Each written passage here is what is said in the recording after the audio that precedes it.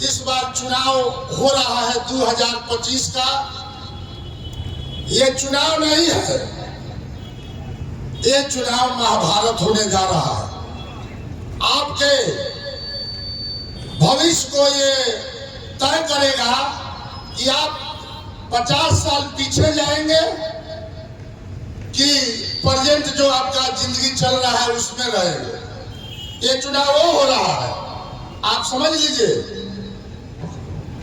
हम साफ साफ थोड़ा बोलते हैं, 50 साल पीछे जाइएगा, जो आपके बाप दादाओं ने देखा है, झेला है, कि आज जो महागठबंधन के नेता दीपांकर भट्टाचार्य जी और ये